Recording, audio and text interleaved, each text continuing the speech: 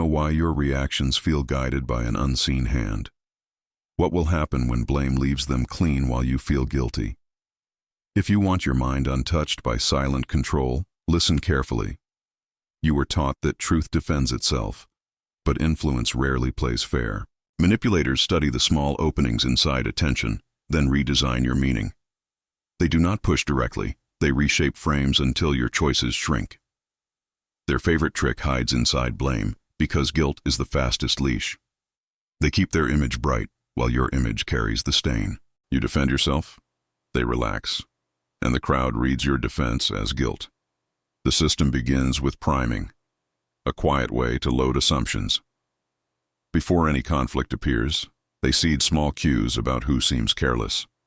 They drop light remarks about responsibility, effort, timing, and emotional stability. Each remark feels harmless alone. Together they create an invisible baseline. Now every later event is judged against that planted baseline automatically. Your small delay looks like neglect. Their larger delay looks like pressure. After priming, they run ambiguity control, the art of fog. They never give clear instructions, yet expect exact results from you. The plan stays open-ended, so failure can land anywhere they choose. When results are mixed, fog lets them sculpt a story that fits. They emphasize your unclear choices, while their unclear orders fade. This is not an accident. It is a deliberate architecture of doubt. Notice the language pattern that makes the fog. It sounds responsible. Phrases begin with soft qualifiers, then hide a command inside. You hear words like maybe, should, generally, expected, and common sense. Your brain relaxes because the tone feels reasonable and calm. Later, these same vague phrases become strict standards during blame. The soft became hard only after outcomes were decided against you. Next comes emotional loading, the weight that bends your posture. They act mildly disappointed, never openly angry, so they look mature. Your system is wired to fix disappointment faster than anger. You move into caretaking mode, trying to repair their mood. They accept the repair without gratitude, framing it as minimal duty. Now a pattern forms where you prevent disappointment that they strategically perform. Their innocence show relies on distance from the dirty work. When confrontation happens, a third party suddenly appears in conversation. This witness receives the bright version of events before you speak. The witness hears about your dedication, then hears about your recent confusion. This sandwich makes you look human yet unreliable, a gentle character flaw. The manipulator looks compassionate for tolerating you and strict when necessary. Listen to how they structure time, because time creates memory. They discuss your slips immediately, but their slips slowly fade. When they fail, they postpone the debrief until distraction grows. When you fail, they debrief at once while attention peaks. Fast blame for you, slow blame for them, becomes narrative law. The audience remembers quick stories and forgets slow footnotes almost always. Another lever is selective transparency, openness that hides by shining. They share many details that do not matter, creating trust through volume. Irrelevant facts flood the space, so one missing fact hides comfortably. Later they reveal that missing fact as if it were obvious. You seem careless for not catching it, they seem responsible for sharing. But the important piece was never highlighted, only buried under brightness. Watch the apology pattern, because apology can steal the frame. Their apology is theatrical, brief, and shaped like a gift. They say words that signal humility, then redirect to your response. You are praised for grace if you accept their apology quickly. You seem vindictive if you ask for specifics or repair. Now any future claim you raise looks like reopening a healed wound. The mechanics of deflection live inside contrast, not inside truth. They compare your worst moment with their average behavior publicly. Average versus worst always favors them, even if facts are equal. You feel pressure to mention their best moments, which resets the scales. Your argument weakens because you started by defending their image. They keep innocence by borrowing your fairness, then returning none. They also use preemptive confession, a move that disarms suspicion. They admit a tiny mistake before anyone notices the larger mistake. This signals honesty and drains the urgency around further checking. You relax because the social contract says honest people disclose. Later, The big mistake looks like a minor extension of the small. The audience feels bored by continued discussion and moves on politely. Observe the question funnel, which shapes where attention travels. They ask narrow questions about your micro decisions, never macro conditions. You answer specifics, and the context that explains them vanishes. Their questions sound fair because each one targets a small choice. A river of small choices hides the dam of their design. Once you are inside details, the architecture that trapped you disappears. Guilt amplification works through moral mirrors, not evidence. They imply that a good person would have done more earlier. The standard remains undefined. Only your shortfall feels obvious.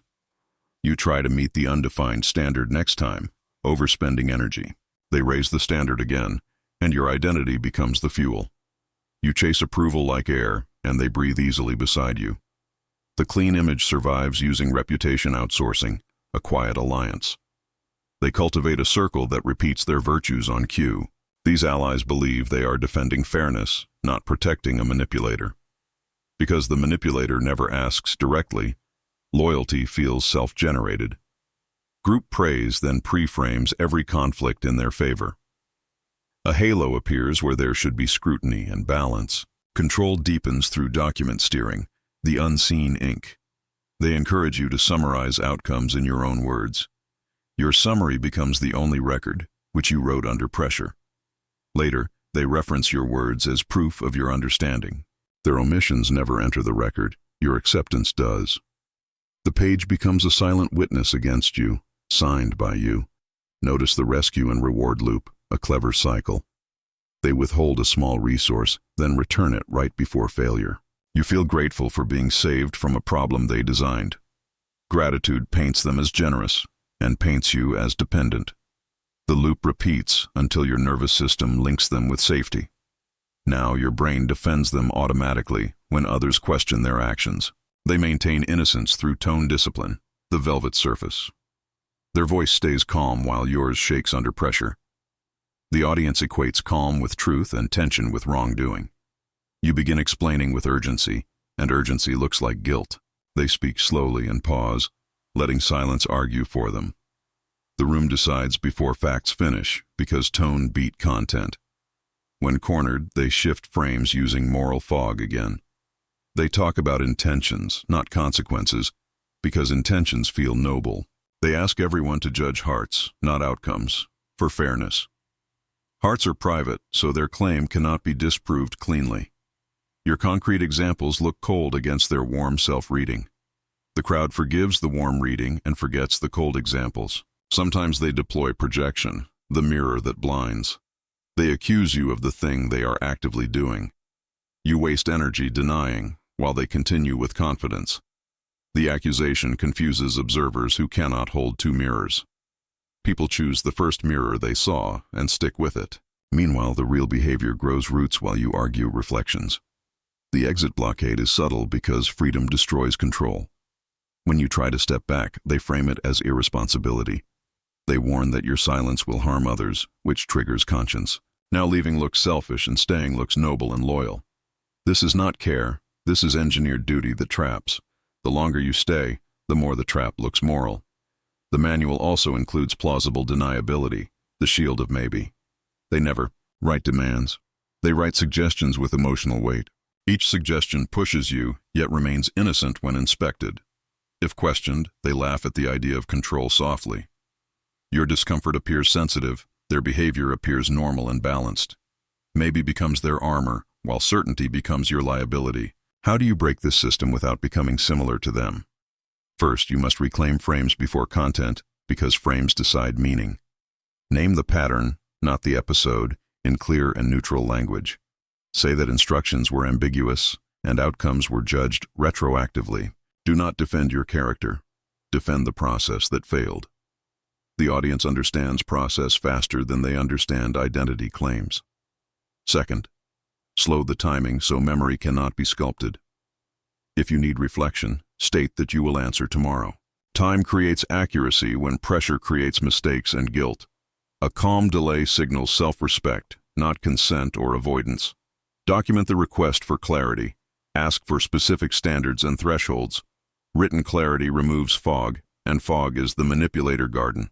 Third, unhook from caretaking signals that load you with guilt. When disappointment appears, test whether standards were defined earlier. Offer concrete deliverables, not emotional repair, and stand by them. Refuse to carry undefined expectations, but do it without heat. Calm firmness looks boring, and boring kills drama-based control. A drama star cannot shine when the stage stays quiet. Fourth, reverse the question funnel with context first. Answer broad conditions before small actions, and anchor the frame. Repeat the context until the room can recite it.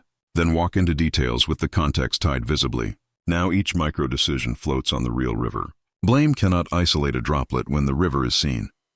Fifth, separate intention from consequence kindly and clearly. Acknowledge intention where appropriate, then return to measurable outcomes. Speak about impact, not identity, and request repeatable safeguards. The crowd learns that integrity includes repair, not only purity. Sunlight moves from hearts to systems, which is where fairness lives. You protect yourself without attacking anyone, which preserves your peace. Sixth, disrupt the rescue and reward loop by naming it. Say that sudden help arrived only after repeated withholding. Suggest a stable resource plan that removes emergencies. If they resist stability, the pattern becomes visible to others. Your nervous system learns safety from structure, not from heroic rescues. You exit the loop and their generosity costume loses shine. Seventh, control the record so the page does not betray you. Write summaries that include open questions and missing confirmations. State what remained undefined and request agreement in writing. Either the fog clears or the silence becomes visible evidence. Both outcomes protect you without aggression or chaos. Paper grows a spine when words are simple and precise. Eighth, audit your triggers that make you easy to steer. Notice if praise makes you speed up beyond reason. Notice if disappointment makes you over-deliver and burn. Notice if urgency on their side becomes panic on yours. A neutral breath resets your baseline before you respond. From neutrality, manipulation loses its favorite lever quickly.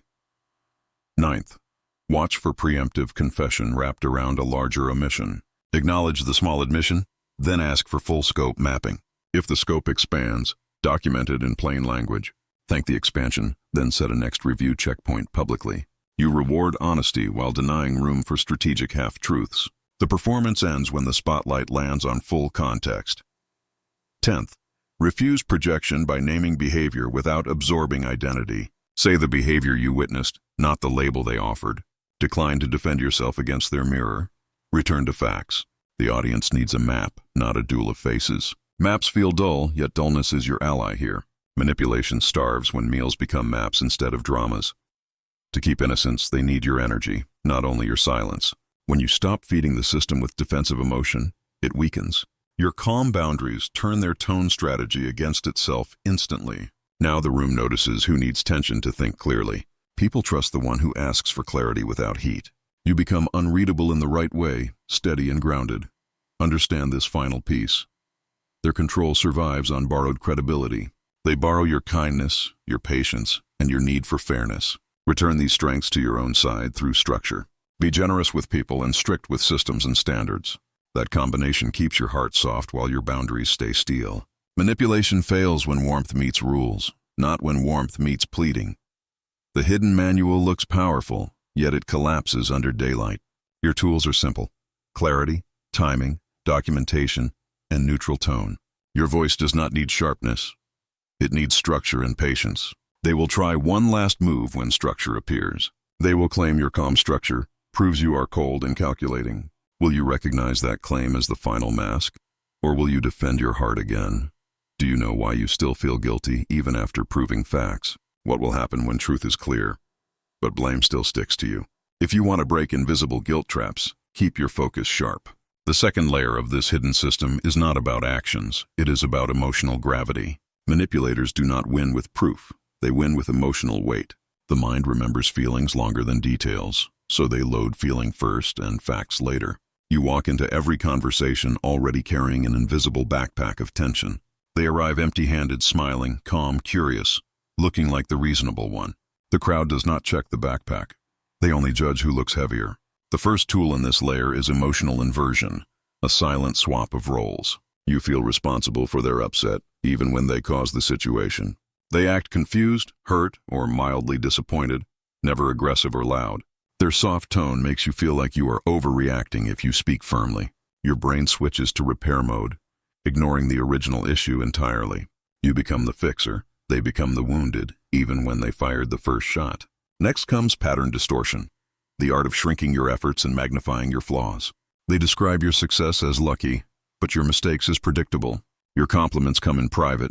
Your criticism comes in subtle public waves. Your good actions become footnotes. Your errors become headlines. Over time, you start double-checking yourself. Not because you doubt the facts, but because you doubt your worth. Self-doubt is the perfect remote control because it travels with you everywhere. The third device in this layer is emotional reframing, guilt disguised as responsibility. They use phrases that sound noble, like accountability, growth, and reflection. But the frame is tilted. Only you are expected to reflect, never them. They never say you are wrong directly. They imply you are not emotionally aware enough. This creates a trap where the more self-aware you try to be, the more blame you absorb.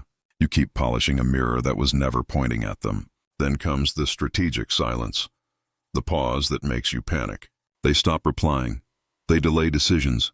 They give cold clarity instead of warm feedback. Your nervous system interprets silence as danger and tries to restore balance. You send longer messages, you over-explain, you apologize for things you do not understand. Their silence becomes control. Your speech becomes evidence against you. Now they do not need to argue. You argue with yourself on their behalf. Another tactic is moral confusion, twisting values into emotional traps. They say things like a good person would have checked twice. They hint that empathy means doing more than asked always. They never define good or enough. They only define your lack. You accept the undefined standard because you want to be good.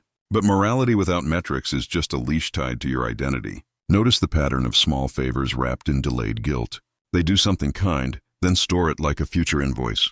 The favor has no price listed, but the debt grows silently. Weeks later, when you resist something unfair, the favor is brought back gently. They do not demand repayment. They simply remind you. You pay with compliance, not gratitude, because the debt was never clear. Then comes time distortion, bending moments into emotional proof. They remember your one sharp reply from months ago, with perfect detail. They forget their constant pressure because it happened slowly. Your intensity looks bigger than their consistency, so they look balanced. The mind judges peaks more than patterns, so your one frustrated moment defines the story. You start controlling even your natural emotions, because one spike can erase 1,000 calm days. The emotional gravity also uses witness triangulation. They never confront you when alone if the moment can serve them later. They bring a neutral third person, acting like they need help understanding you.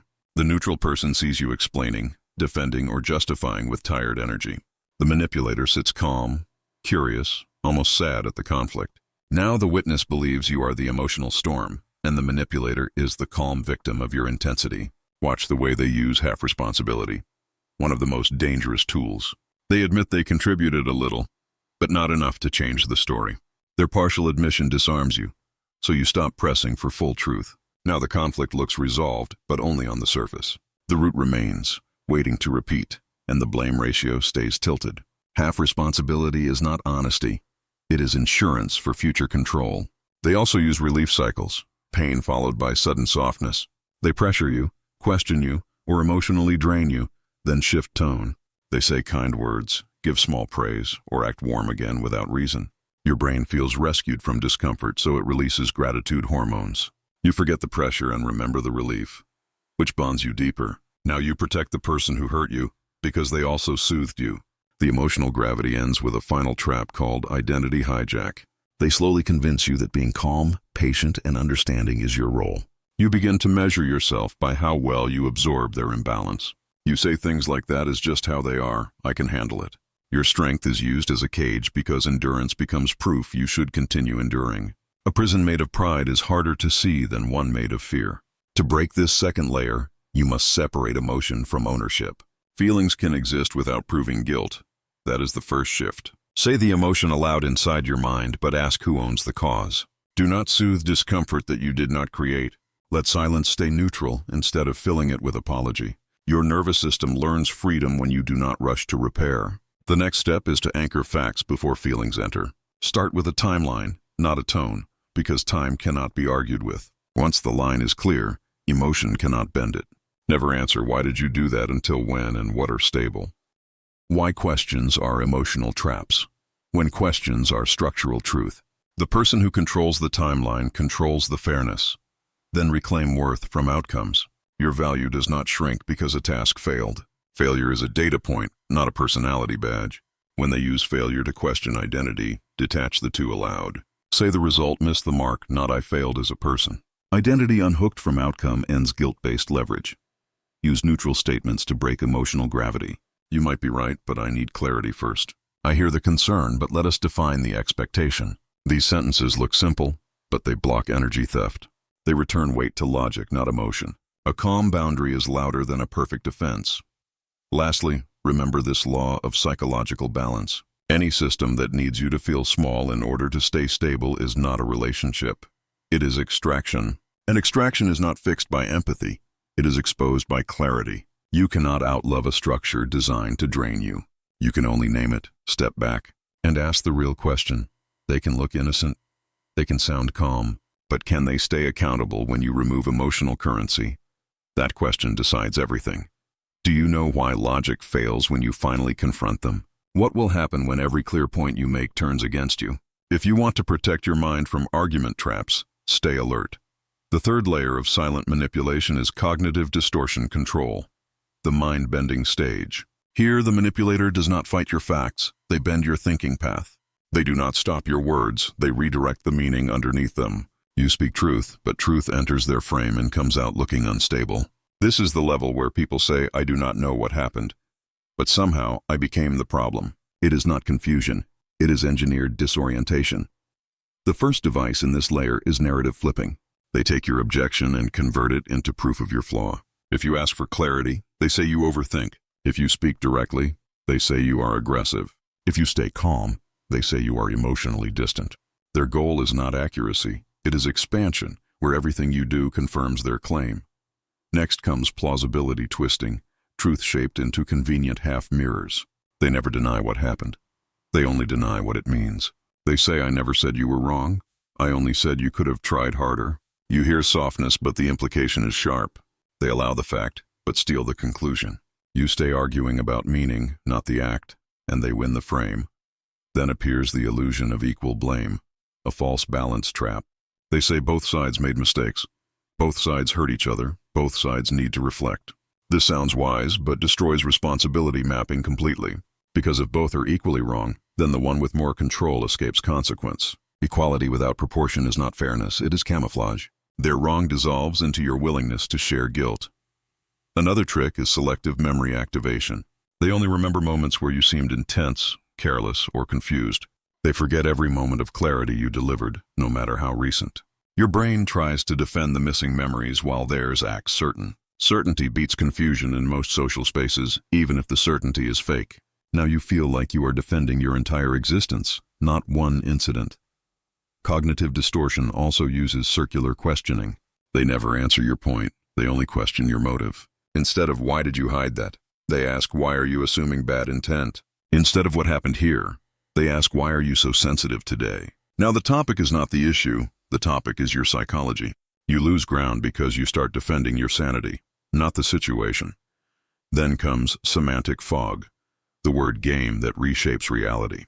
They replace direct words with vague emotional language. A lie becomes a misunderstanding, manipulation becomes miscommunication, pressure becomes expectation. When words lose sharpness, accountability dissolves. People stop reacting to reality and start reacting to tone. The manipulator wins because tone is their strongest skill. Another distortion is the hypothetical trap. Instead of answering what happened, they move to what could have happened. They say, "Imagine if I had reacted the same way you did." You start defending a version of yourself that never existed. Fiction replaces fact, and you waste energy solving imaginary problems. They stay safe because hypotheticals have no evidence trail. Watch out for reality shuffling, where they reorder events to look innocent.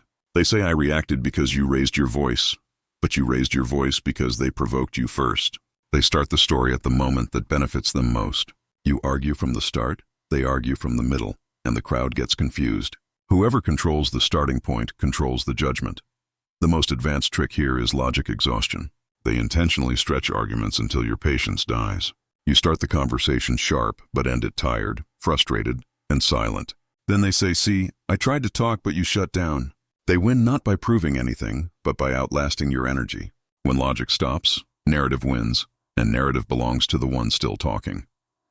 To break this layer, you need mental anchors, not emotional reactions. First anchor, define the starting point before any analysis. Say we begin from the first action, not the final reaction. Second anchor, refuse hypothetical questions when real events are unresolved. Say we will talk about possible futures after we finish the real past. Third anchor, separate tone from topic. If they discuss your tone, return to the situation. Say tone is a side point, the event is the core. Repeat the event until it cannot be blurred anymore. Fourth anchor, demand proportion, not equality. Say we will list actions, not feelings, and assign weight based on impact. If they resist measurement, you have exposed the distortion. Fifth anchor, refuse motive arguments. Say intent cannot be proven, so we focus on behavior patterns. When motive dies, manipulation suffocates. Last anchor, never debate your own character inside their frame. Your character is not on trial, the pattern is. Say the question is not who I am. The question is what keeps repeating. The mind stays free when you refuse borrowed definitions. The frame stays yours when you refuse emotional detours. The truth stays visible when you refuse to defend your identity. But there is a deeper trap still waiting, one that does not bend thoughts. It bends your sense of reality itself. Can you detect manipulation when it feels exactly like your own conclusion? Do you know why you sometimes defend the person who harms you? What will happen when the trap feels like your own choice? If you want to see the deepest layer, watch your own agreement. The fourth layer is silent internalization, where manipulation no longer needs words. You start repeating their logic inside your own mind without noticing. The control moves from outside pressure to inside belief, and the cage becomes invisible. The first tool here is self-blame conditioning. You now correct yourself before they do. You apologize before conflict appears. You walk on emotional eggshells they never had to place. You call it maturity, but it is fear wearing politeness. Next comes borrowed language. You use their phrases to explain your mistakes. You say things like, "I should have been more understanding," or "maybe I took it wrong." Their vocabulary becomes your inner voice, and their frame becomes your logic. When the enemy speaks through you, the battle ends quietly. Then comes emotional loyalty, the most dangerous bond. You feel responsible for their comfort, even when hurt by them. You defend their image to others, even while doubting them privately. You confuse endurance with loyalty and silence with strength. Your heart protects the hand that shapes the cage. The last device is identity fusion. You believe being calm, patient, and forgiving defines who you are, so any boundary feels like betrayal of your own nature. They do not need to persuade you anymore, you police yourself. The trap is no longer external. It lives inside your self-image. To break this layer, you must separate virtue from obedience. Kindness is not the same as tolerance of harm. Patience is not the same as silence under pressure. Loyalty is not the same as self-erasure. Ask one question to expose the fusion. If someone else was treated the way you are, would you call it fair? If the answer changes only because it is you, the spell is active. The deepest manipulation is not when they convince you. It is when they no longer have to. But there is still one more level. The final layer, where the manipulator does not win by control, but by making you fear freedom itself. Are you ready to face the cost of walking away? Do you know why walking away feels heavier than staying hurt? What will happen when freedom feels unsafe and control feels familiar? If you want to break the final bond, you must question your fear. The fifth layer is exit resistance, the point where manipulation protects itself by making departure feel dangerous. Here the manipulator no longer argues, no longer defends, no longer persuades. They simply let your own fear hold you in place. The first device in this layer is loss projection. Your mind starts imagining everything you will lose if you leave. You think of the time invested, the energy spent, the history shared. Sunk cost becomes emotional glue, and glue feels like loyalty. You call it patience, but it is grief waiting for permission. Next comes threat of isolation. You fear that no one will understand your reason for leaving. They built a good image in public, so your exit looks irrational. You worry about being called dramatic, ungrateful, disloyal, or unstable. The fear of judgment replaces the desire for peace. Then appears identity collapse. If you built your self-worth around being patient, calm, and forgiving, leaving feels like failure. You think if I walk away, it means I was not strong enough. But strength is not how long you hold on. Strength is knowing when to release. The fourth tool is reversal anxiety. You fear that if you leave, they will suddenly become kind to someone else. You imagine them treating others the way you always wished they treated you. This imagined version of them holds you hostage more than the real one ever did. Another tactic is guilt recycling. Old favors, old memories, old softness reappear in your mind like a highlight reel. Your brain edits out the harm and replays the warmth. Nostalgia becomes a trap that protects the cage. The final mechanism is emotional fatigue. You are so tired from resisting, explaining, and defending that escape feels like another exhausting task. You stay not because it is right, but because rest feels impossible. To break this layer, you must flip the inner question. Stop asking what will happen if I leave. Ask what will happen if I stay. Freedom feels heavy at first because you carry the weight of healing. Control feels lighter because it carries the weight for you at the cost of your peace. Freedom is not comfortable. It is clean. Control is not painful at once. It is painful forever. There is one last truth before the final reveal. Manipulators do not fear losing you. They fear losing access to your energy. Once you stop feeding the system starves. But the last twist is not about them. It is about what happens when you finally reclaim yourself, and the world sees a different version of you. Are you ready for the psychology of post-escape power? Do you know why people treat you differently once you finally detach? What will happen when the version of you they controlled no longer exists? If you want to understand the last shift, prepare for a new kind of silence. The sixth and final layer is post-escape psychology, the phase after the break, when the manipulator loses access, but the world still watches your response. This stage is not about them anymore. It is about how power returns to you, and how others react when you no longer play the old role. The first shift is perception recoil. The same people who ignored your pain now notice your distance. Your absence interrupts the pattern they were used to. They begin asking questions not because they care about truth, but because the system is missing its quiet stabilizer. Your silence becomes louder than your explanations ever were. Next comes behavior unmasking. Without your energy to balance their image, the manipulator shows cracks. They try the same emotional tricks on others, but without your cooperation, the tricks look obvious. Control without an audience becomes clumsy, and charm without contrast loses shine.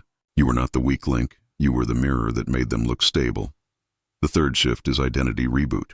You no longer measure your worth by how much you can tolerate. Your patience becomes a choice, not a survival tool. You speak less, but every word now has structure and weight. Calm is no longer submission. It is alignment with your own clarity. Then comes power redistribution. When you remove guilt, blame loses direction. When you remove reaction, provocation loses fuel. When you remove access, manipulation loses function. The game ends not when they stop playing, but when you stop responding. Another effect is boundary shock. People who benefited from your softness feel disturbed by your firmness. They call it coldness, distance, even arrogance. But boundaries do not make you hard, they make you visible. You were always strong, only the silence hid it. The final shift is narrative reversal. Those who once questioned your decision will later praise your clarity. Those who doubted your strength will call you disciplined. Those who defended the manipulator will slowly rewrite history to match reality, because time always exposes what manipulation tries to blur. Here is the real ending most people never expect. The manipulator does not collapse, they relocate. They search for someone who still confuses emotional control with connection. But you are no longer a candidate, because you now recognize the system, the fog, the frame, and the cost. And you, the one who left, learn the final truth of dark psychology. Control is not defeated by fighting it, but by refusing its currency. When guilt no longer works, when doubt no longer sticks, when silence no longer scares you, the entire structure falls without a sound. You do not win by exposing them. You win by no longer needing to. And now one last question. The question the manipulator never wants you to ask. If the version of you that was controlled is gone, who are you now that no one decides your worth? That answer is the beginning of your real power.